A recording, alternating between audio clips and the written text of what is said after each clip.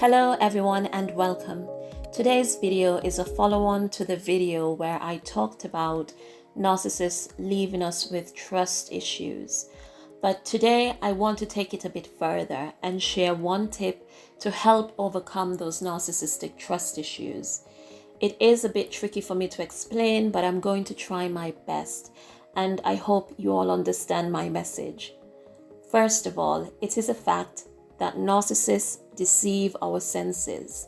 Yes, I'm talking about those 5 senses: sense of smell, sight, touch, taste, and hearing. But of course, some more than others. One of the main reasons narcissists are able to do such a good job at deceiving us is because we were taught to trust our senses.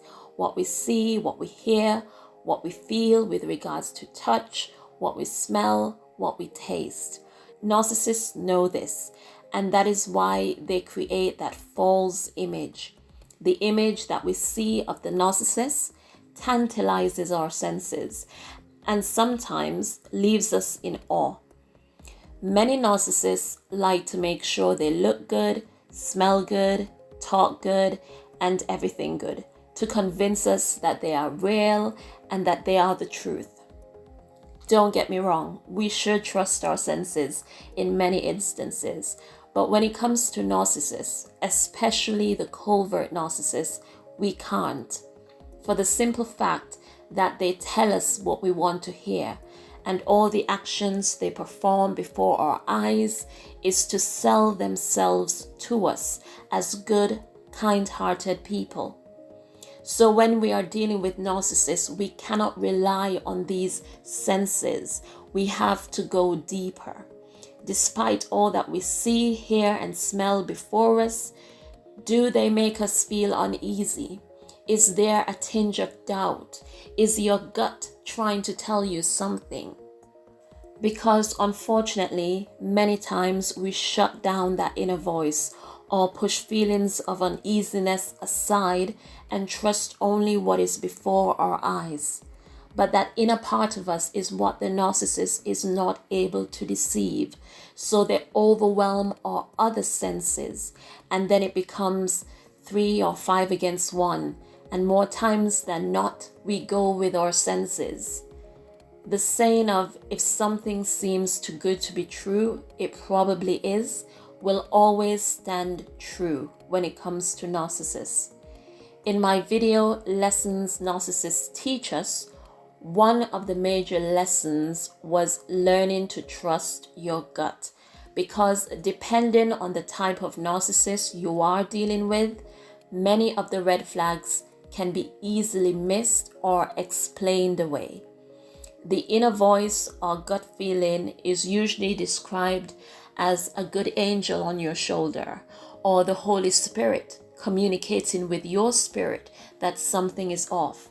Whatever it is, it was put there as an added defense, but many of us ignore that still small voice or those churnings we have within.